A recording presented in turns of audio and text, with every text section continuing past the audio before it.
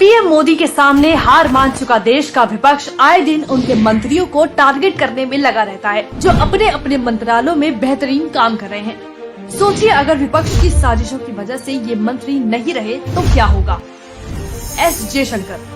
विदेश मंत्री एस जयशंकर तो विपक्षियों की आंख की किरकिरी बने हुए हैं। आए दिन हर मुद्दे पर उन्हें ही घेरने का प्रयास करते हैं। एस जयशंकर विदेश मंत्री नहीं रहे तो क्या होगा। तब भारत विदेश में आतंकवाद के मुद्दे पर पाक को मुंह तोड़ जवाब नहीं दे पाएगा। दो देशों के युद्ध के बीच बिना अमेरिकी सेशन लगे अपने देश के लिए सस्ता तेल नहीं खरीद पाएगा। तब विदेशी मंचों पर कोई यूरोपीय पत्रकार के सवाल पर यूरोप को फटकार नहीं पाएगा। क्या ये सब आपको मंजूर होगा। अश्विनी वैष्णव। पढ़े लिखे योग्य होने के बावजूद पूरा विपक्ष इनके पीछे पड़ा रहता है। अगर अश्विनी वैष्णव मंत्री नहीं रहे तो क्या होगा। तब कोई इतनी पारदर्शिता से 5G ऑक्शन नहीं करा पाएगा। 2G जैसा घोटाला चर्चा में आएगा। तब हर रोज 14 किलोमीटर रेल मार्ग नहीं बिछ पाएगा। कांग्रेसी काल की तरह 2 किलोमीटर ही काम हो पाएगा।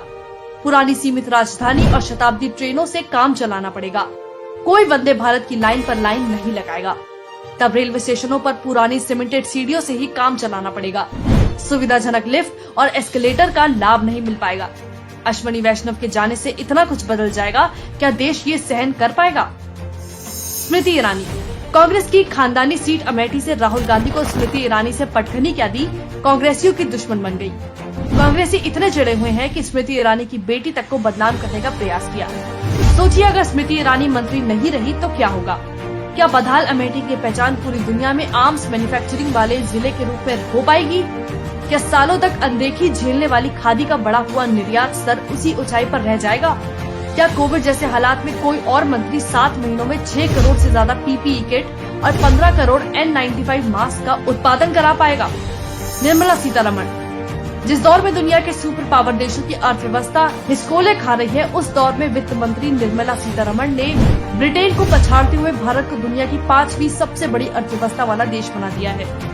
लेकिन इसके बावजूद कांग्रेसी चमचे आए दिन सीतारमण की काबिलियत पर सवाल उठाते दिखते हैं। सोचिए अगर निर्मला सीतारमण नहीं होगी तो क्या देश की अर्थव्यवस्था फिर से फ्रेजाइल 5 में नहीं पहुंच जाएगी। सीतारमण की ही सोच का परिणाम है कि टैक्स स्लैब 5 लाख से बढ़ाकर 7 लाख कर दिया गया।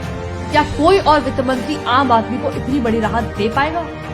लेकिन इन सब के बावजूद सच्चाई ये है कि कांग्रेस सहित अन्य विपक्षी पार्टियों को देश को होने वाले इन नुकसानों से कोई फर्क नहीं पड़ता।